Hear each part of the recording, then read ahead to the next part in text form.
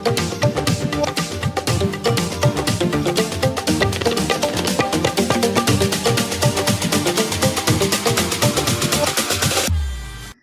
To Nellai village food. இன்னைக்கு நம்ம வீட்டில் சூப்பரான ஒரு முட்டை குழம்பு தான் செய்ய போகிறோம். இந்த முட்டை குழம்பு வந்து ரொம்ப சிம்பிளாக செஞ்சிடலாம். ஆனால் டேஸ்ட் வந்து ரொம்ப சூப்பராக இருக்கும். வாங்க எப்படி செய்யறதுன்னு பார்க்கலாம். குழம்புக்கு தேவையான தேங்காய், ஜீரகம், சின்ன வெங்காயம் 3 வந்து அரைச்சி எடுத்துட்டு வந்துடலாம். ஒரு 4 ஸ்பூன் தேங்காய், 1 ஸ்பூன் ஜீரகம், 4 சின்ன வெங்காயம், இந்த 3ஐயும் வந்து நல்லா நைஸ் பேஸ்ட்டாக அரைச்சி எடுத்துக்கலாம். இந்த தேங்காயோட ஜீரகம், சின்ன வெங்காயம் சேர்த்து அரைக்கும் போது குழம்புக்கு வந்து கூடுதல் டேஸ்ட் கொடுக்கும். இது தேங்காய், ஜீரகம், சின்ன வெங்காயம் வந்து அரைச்சி எடுத்துட்டு வந்தாச்சு. இப்போ குழம்பு எப்படி செய்யறதுன்னு பார்க்கலாம். இப்போ 4 ஸ்பூன் எண்ணெய் ஊற்றிடலாம். நான் 4 ஸ்பூன் நல்லெண்ணெய் ஊற்றிருக்கிறேன். எண்ணெய் சூடாயிடுச்சு. 1 ஸ்பூன் கடுகு வெடிச்சிருச்சு. கொஞ்சமாக கருவேப்பிலை, 150 கிராம் சின்ன வெங்காயம் வாங்கி பொடியாக கட் பண்ணி வச்சிருக்கிறேன். அதை இதில் சேர்த்துடலாம். இந்த குழம்பு சின்ன வெங்காயம் சேர்த்து செஞ்சிங்கன்னா தான் நல்லாயிருக்கும் டேஸ்ட்டு. இந்த சின்ன வெங்காயத்தை நல்லா வதக்கிடலாம்.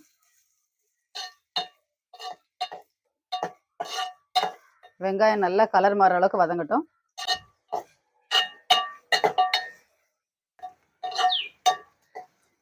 வெங்காயம் நல்லா வதங்கிருச்சு. இந்த குழம்பு பொறுத்த வரைக்கும் வெங்காயம் தக்காளி நம்ம எந்த அளவுக்கு வதக்குறோமோ அந்த அளவுக்கு டேஸ்ட் கிடைக்கும். வெங்காயம் சரியாக வதக்காமல் பண்ணிங்கன்னா வந்து டேஸ்ட் இருக்காது. இந்த மாதிரி நல்ல கலர் மாறுற அளவுக்கு வெங்காயத்தை நல்லா வதக்கிக்கணும். இப்போ குழம்புக்கு தேவையான அளவுக்கு மசாலா தூள் சேர்த்துடலாம். 1/4 ஸ்பூன் மஞ்சள் தூள், 1/2 ஸ்பூன் தனி மிளகாய் தூள். இந்த குழம்புக்கு வந்து நான் மல்லித்தூள் எதுவுமே சேர்க்கல, வெறும் தனி மிளகாய் தூள் தான் சேர்த்துருக்கிறேன். அதோட ஒரு ஸ்பூன் கரம் மசாலா தூள் சேர்த்துருக்கிறேன். இந்த குழம்புக்கு தேவையான மசாலா தூள் இவ்வளோதான் போதும். தனியா தூள், சிக்கன் மசாலா எதுவுமே தேவையில்லை.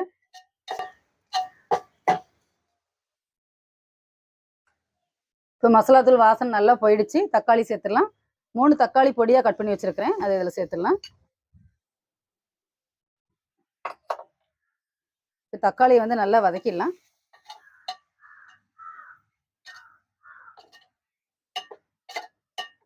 தக்காளி நல்லா வதங்கணும் மசிய. அதுக்கப்புறமா தான் நம்ம தேங்காய்லாம் சேர்க்கணும். தக்காளி வெங்காயத்துக்கு கொஞ்சமாக உப்பு சேர்த்துடலாம்.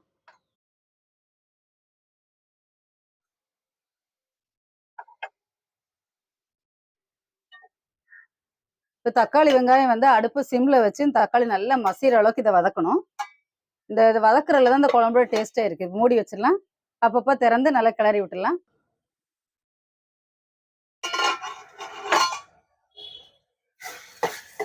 தக்காளி வந்து நல்லா வதங்கிருச்சு. தக்காளி வந்து இப்படி கரண்டியில் வந்து மசிச்சு விட்டிங்கன்னா சீக்கிரமாக நல்லா வதங்கிடும். இந்த மாதிரி வந்து கரண்டியில் நல்லா மசிச்சு விட்டுருங்க. நீங்கள் என்ன சமையல் பண்ணிங்கனாலுமே இந்த மாதிரி மசிச்சு விட்டு தக்காளியை பண்ணிங்கன்னா டேஸ்ட் ரொம்ப நல்லாயிருக்கும். நம்ம மிக்சியில் அடித்து போடுறத விட இதோட டேஸ்ட் வந்து நல்லாயிருக்கும். தக்காளி வெங்காயம் எல்லாமே நல்லா வதங்கிருச்சு. இதில் கொஞ்சமாக தண்ணி சேர்த்து நம்ம நல்லா கொதிக்க விட்டுலாம். இதை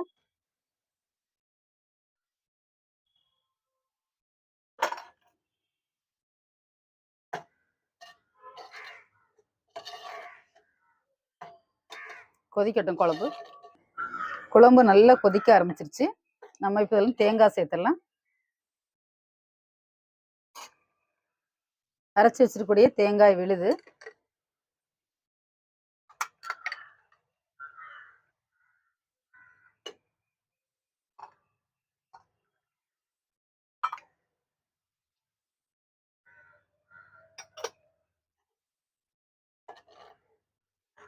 முட்டை உடச்சி ஊற்றினே குழம்பு வந்து இன்னும் கெட்டி ஆகிடும். அதனால கொஞ்சமாக தண்ணியே சேர்த்துக்கலாம். நம்ம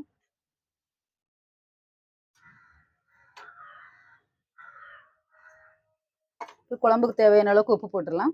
நான் ஏற்கனவே வெங்காயம் தக்காளியோட உப்பு போட்டிருக்கேன். இன்னும் கொஞ்சமாக உப்பு சேர்த்துக்கலாம். குழம்பு நல்லா கொதிக்கட்டும்.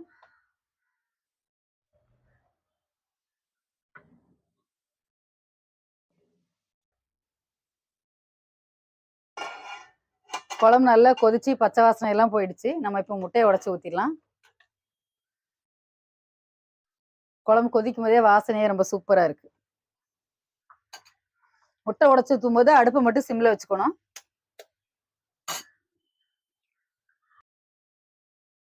முட்டை ஊற்றும் போது கொஞ்சம் தள்ளி தள்ளி ஊற்றணும். ஒரே இடத்துல ஊற்றிட்டிங்கன்னா மொத்தமாக இருக்கிற மாதிரி இருக்கும். குழம்பு லைட்டாக கொதி வரட்டும். குழம்பு நல்லா கொதிக்க ஆரம்பிச்சிருச்சு.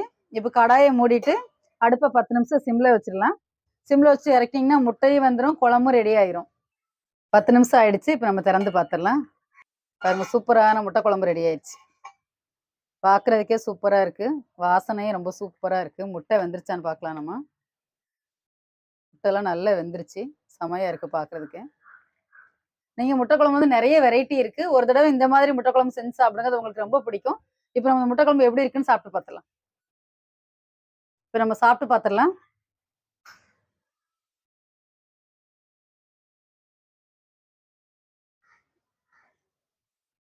செமையா இருக்கு குழம்பு. சூப்பரா இருக்கு.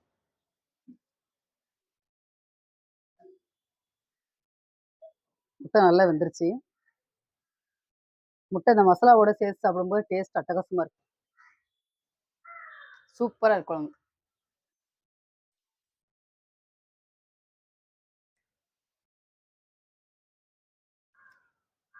குழம்பு செம்ம டேஸ்ட்டா இருக்கு. நீங்க முட்டை குழம்பு ஒரு தடவை இந்த மாரி செஞ்சு சாப்பிட்டீங்கன்னா, உங்களுக்கு இந்த குழம்பு ரொம்ப பிடிக்கும். டேஸ்ட் அட்டகாசமா இருக்கும். செஞ்சு பார்த்துட்டு உங்களுக்கு பிடிச்சிருந்ததுன்னா லைக் பண்ணுங்க, ஷேர் பண்ணுங்க, சப்ஸ்கிரைப் பண்ணுங்க. Thank you. Bye bye.